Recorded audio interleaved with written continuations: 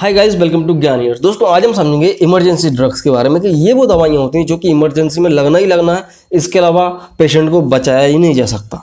मरीज को जान से बचाने के लिए ये दवाइयों की जानकारी होना चाहिए। अगर आप मेडिकल स्टूडेंट हैं, नर्स हैं, वार्ड बॉय हैं, एक आम आदमी हो तो भी आपको जानकारी मिलेगी, बहुत कुछ सीखने को मिलेगा। तो देखते रहिए दोस्तों ऐसी दवाइयाँ जो कि इमरजेंसी में इस्तेमाल करते हैं। तो दोस्तों यहाँ पे इमरजेंसी दवाइयाँ सिर्फ ऐसी नहीं है कि सिर्फ ये इमरजेंसी में यूज़ होंगी, ये नॉर्मली भी यूज़ होती हैं, बट इमरजेंसी में इनके बिना काम नहीं चलता। तो पहली दवा है दोस्तों एड्रेनालिन। एड्रेनालिन क्या होता है भाई? एक हार्मोनल ड्रग होता है जो कि इंजेक्शन के फॉर्म में आता है एफिनेफ्रिन के नाम से, ठीक है। तो ये एड्रेनालिन क्या होता है भाई कि ये ब्लड हार्ट को तुरंत स्टिमुलेट करता है। अगर कई लोगों का इमरजेंसी ऐसी बन जाती है भाई कि उनका हार्ट थोड़ा स्लो हो जाता है या अरेस्ट की कंडीशन में पहुंच जाता है, कार्डियक अरेस्ट हो जाता है, तो उस कंडीशन में डायरेक्ट दिल में या नस में लगाते हैं तो हार्ट स्टिमुलेट हो जाता है, ब्लड वेसल्स स्टिमुलेट हो जाती हैं, तो तुरंत प्रॉपर वर्क करने लगता है। तो एड्रेनालिन बहुत इंपॉर्टेंट हो जाता है। उसके अलावा नॉर एड्रेनालिन, एक और आता है नॉर एड्रेनालिन, ये भी लगाया जाता है। ये भी जस्ट लाइक एन एड्रेनालिन की तरह काम करता है, बट ये क्या करता है? ब्लड वेसल्स को कॉन्ट्रैक्ट कर देता है। तो ब्लड वेसल्स को कॉन्ट्रैक्ट करेगा तो तुरंत बीपी बढ़ जाता है। तो इसलिए इसका इस्तेमाल क्या करते हैं? हाइपोटेंशन में। कई लोगों का ब्लड प्रेशर बहुत ही ज़्यादा लो हो जाता है, बहुत ज़्यादा, तो उस कंडीशन में नॉर एड्रेनालिन को लगाते हैं। यहाँ पे एड्रेनालिन को भी लगाया जा सकता है, बट यहाँ पे प्रेफर किया जाता है नॉर एड्रेनालिन।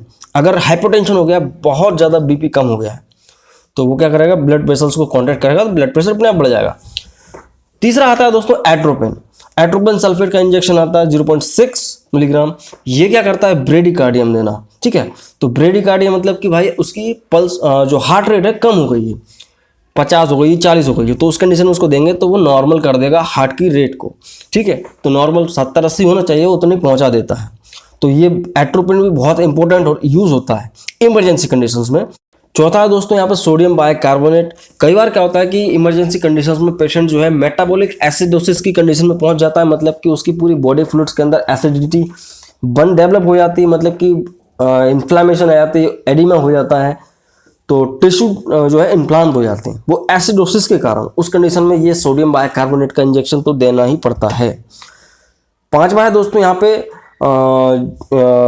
नाइट्रोग्लिसरीन। नाइट्रोग्लिसरीन क्या होता है कि ये भी दिया जाता है। ये कहाँ दिया जाता है? हाइपोटेंशन में दिया जाता है। हाइपरटेंशन में देना रहता है इसको। एंजाइना पेक्टोरिस एक कंडीशन होती है, वहां पे इसको देना होता है। एंजाइना पेक्टोरिस अगर हो गया, किसी को अटैक सा आता है छोटा सा, उस कंडीशन में नाइट्रोग्लिसरीन दिया जाता है। बात की जाए डोपामाइन की तो 6वें नंबर पे आता है दोस्तों डोपामाइन। डोपामाइन बहुत ही ज़्यादा यूजफुल होता है। डोपामाइन क्या करता है दोस्तों? शॉक की कंडीशन में, किसी भी तरह का शॉक हो, करंट वाला शॉक नहीं, ये इलेक्ट्रिसिटी लगता है वो नहीं, हार्ट अटैक के बाद, ट्रामा के बाद, मतलब एक्सीडेंट हो गया है, इसके बाद आदमी क्या होता है? शॉक की कंडीशन में पहुंच जाता है, ठीक है ना। तो उस कंडीशन से बाहर निकालने के लिए डोपामाइन का भी इस्तेमाल करते हैं, ठीक है। फ्यूरोसेमाइड आपने बहुत सुना होगा, लैसेक्स इंजेक्शन आता है, ये भी लगाया जाता है इमरजेंसी किट में, इसको रखना पड़ता है, ठीक है। ये एंटी डायबिटिक ड्रग होता है जो कि क्या करता है कि हमारी बॉडी में से वाटर रिटेंशन को कम करता है। मतलब कि आपकी बॉडी में क्या होता है कि नॉर्मली भी वाटर होल्ड करके रखती है, लेकिन इमरजेंसी कंडीशन में क्या होता है कि देखते हैं भाई बॉडी के अंदर वाटर रिटेंशन बढ़ गया है, फ्लूइड्स के अंदर पानी ज़्यादा हो गया है, इस वजह से क्या एडिमा हो गया है, सूजन आ गई है। तो उस कंडीशन को ठीक करने के लिए यहाँ पे फ्यूरोसेमाइड का इंजेक्शन भी लगाया जाता है, ठीक है। और इरेगुलर हार्ट बीट को भी ये ठीक कर देता है। मेन काम यहाँ पे क्या होता है इसका कि हाइपरटेंशन कई बार वाटर रिटेंशन की वजह से बढ़ जाता है, तो ऐसी कंडीशंस में, इमरजेंसी कंडीशन में फ्यूरोसेमाइड का इंजेक्शन लगाया ही जाता है। बात करेंगे दोस्तों डाइज़ेपाम और मिडाज़ोलम। ये दो दवाइयाँ सेडेटिव होती हैं, नींद को लाती हैं, इनको भी इमरजेंसी किट में रखना पड़ता है, कई बार जरूरत पड़ जाती है, ठीक है। तो ये आदमी को जो है थोड़ा सेडेटिव्स की तरह यूज करते हैं। उसके अलावा बात किया दोस्तों मेफेंटेरमिन एक ड्रग आता है जो कि हाइपोटेंशन में देना है, ये भी हाइपोटेंशन में देना है, मेफेंटेरमिन।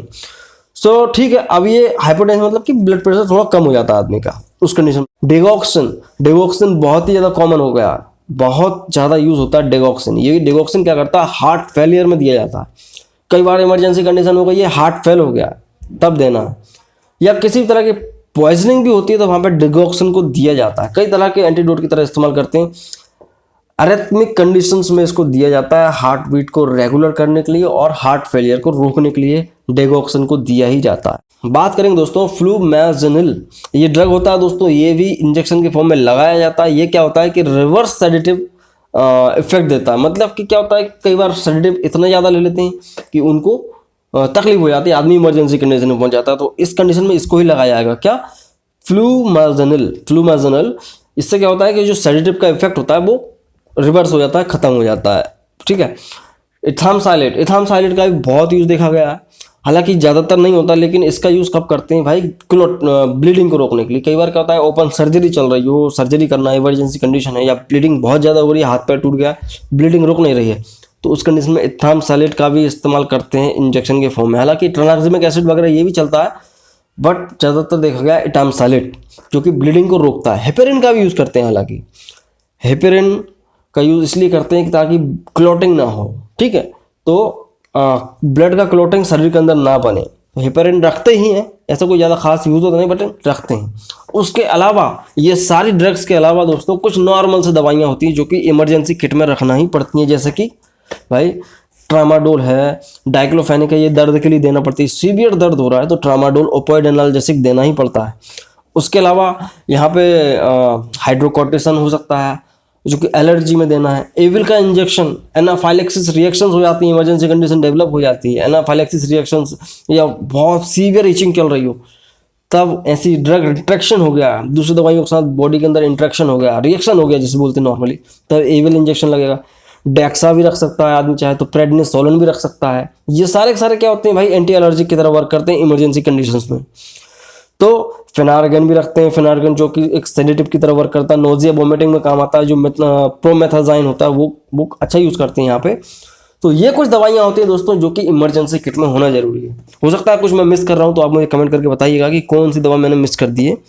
सो आज के लिए सिर्फ इतना है दोस्तों। आई होप कि आपको वीडियो पसंद आया होगा, पसंद आया तो लाइक करो, नए चैनल पर तो चैनल को सब्सक्राइब कर सकते हैं। सो मैं मिलता हूँ अगले में दोस्तों। जय हिंद, वंदे मातरम।